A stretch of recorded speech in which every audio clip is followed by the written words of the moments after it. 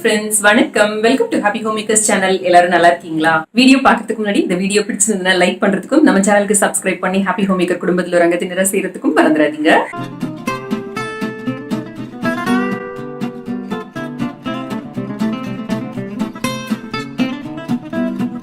ஒரு கடாயில ஒரு டேபிள் ஸ்பூன் அளவுக்கு நெய் எடுத்துக்கோங்க. இது கூட அரை கப் அளவுக்கு பால் பவுடர் சேர்த்துக்கோங்க. எந்த பால் பவுடர் வேணாலும் சேர்த்துக்கலாம்.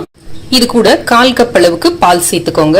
காய்ச்சின பால், காய்ச்சாதது எது வேணாலும் சேர்க்கலாம். இப்போ அடுப்பை பத்த வச்சுக்கிட்டு மெதுவா இதை கிளறி கொடுக்கலாம். நல்லா கட்டி இல்லாம இந்த மாதிரி கலந்து எடுத்துக்கோங்க. அவ்வளவுதாங்க, ஒரு நிமிஷத்துலயே நம்மளோட ஹோம் மேட் கோயா தயாராயிடுச்சு. மாவான்னு கூட இதை சொல்லுவாங்க. இது குல்ஃபிக்கு ஒரு நல்ல டேஸ்ட் கொடுக்கும். சோ இதை எடுத்து தனியா ஒரு கிண்ணத்துல வச்சுக்கலாம். நம்ம எடுத்த அளவுக்கு கிட்டத்தட்ட அரை கப் அளவுக்கு கோயா கிடைச்சிருக்கு நமக்கு. இப்ப இதை எடுத்து வச்சுக்கலாம், இருக்கட்டும். இதே கடாயில இப்ப நம்ம 1/2 லிட்டர் பாலை காய்ச்சிக்கலாம். 1/2 லிட்டர் அளவுக்கு பால் எடுத்து நான் நல்லா காய்ச்சிட்டு இருக்கேன். இந்த மாதிரி நல்ல அகலமான ஒரு பாத்திரமோ கடாயோ எடுத்துக்கிட்டீங்கன்னா ரொம்ப சீக்கிரம் இது ரெடி ஆயிடும். இந்த மாதிரி நல்லா கிளறி கொடுத்துக்கிட்டே இருங்க. இந்த சைட்ல படிகிற ஏடெல்லாம் எடுத்து விட்டுக்கிட்டே இருந்தீங்கன்னா நல்லா இருக்கும் நம்மளோட குல்ஃபி. பால் காயறதுக்குள்ளார நம்ம இந்த நட்ஸ் எல்லாத்தையும் கட் பண்ணி எடுத்துக்கலாம். நான் இங்க 10 பாதாம் எடுத்திருக்கேன், 5 முந்திரி பருப்பு, 5 பிஸ்தா எடுத்திருக்கேன். இப்ப இது எல்லாத்தையும் ஒரு பவுல்ல சேர்த்துக்கலாம். இதுல ஒரே ஒரு டேபிள் ஸ்பூன் அளவுக்கு தண்ணி சேர்த்து நல்லா பிசிறி விடுங்க. ஒரு 10 நிமிஷம் இது ஊறட்டும். இதுல நான் கலருக்காகவும் பிளேவருக்காகவும் ஒரு சிட்டிகை அளவுக்கு குங்குமப்பூ சேர்க்கிறேன். நீங்க குங்குமப்பூ இல்லைன்னா ஒரு சிட்டிகை அளவுக்கு மஞ்சள் தூள் கூட சேர்த்துக்கலாம். இந்த மாதிரி பால் கொஞ்சம் குறுகுன உடனே நம்ம செய்து வச்சிருக்கிற இந்த கோயாவை இதுல சேர்த்துடலாம். இதையும் சேர்த்து இப்ப நல்லா மிக்ஸ் பண்ணி விட்டுக்கோங்க. லேசா அப்படி கலந்து கொடுத்தாலே போதும், இந்த கட்டியெல்லாம் கரைஞ்சிரும். இப்ப நல்லா கரைஞ்சிடுச்சு. நல்லா இது பாதியா குறுகுற வரைக்கும் நம்ம காய்ச்சிக்க போறோம்.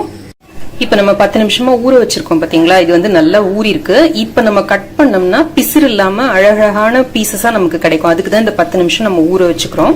இப்ப இந்த பாதாம்ல மட்டும் ஒரு 5 பாதாம் எடுத்து தோல் உரிச்சு மிக்சியில போட்டு நல்லா பல்ஸ் பண்ணி எடுத்துக்கோங்க. இந்த மாதிரி ஒரு பொடியா நமக்கு கிடைக்கும். கண்டினியூஸா அரைச்சோம்னா எண்ணெய் மாதிரி வந்துரும். சோ பல்ஸ் பண்ணி இந்த மாதிரி எடுத்துக்கோங்க. இப்போ இந்த அரைச்சு வச்சிருக்கிற இந்த பாதாம் பொடியையும் இதுல சேர்த்துக்கலாம். இது ஒரு நல்ல டேஸ்ட் கொடுக்கும். கொஞ்சம் விடாம இடையில கிளறி கொடுத்துக்கிட்டே இருங்க.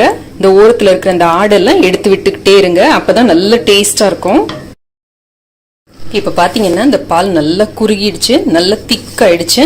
அடுப்பை ஆஃப் பண்ணிக்கலாம். இதுல நம்ம அரிஞ்சு வச்சிருக்கிற இந்த நட்ஸை சேர்த்துக்கலாம். 1/4 டீஸ்பூன் அளவுக்கு ஏலக்காய் தூள் சேர்த்துக்கோங்க. இதுல 2 டேபிள் ஸ்பூன் அளவுக்கு சர்க்கரை சேர்த்துக்கலாம். குல்ஃபிக்கு ரொம்ப சர்க்கரை சேர்க்கணும்னு அவசியம் இல்ல. சர்க்கரை வேண்டாம்னா நீங்க பனங்கல்கண்டு பொடி கூட சேர்த்துக்கலாம். இப்ப எல்லாத்தையும் சேர்த்து நல்லா கலந்து கொடுங்க.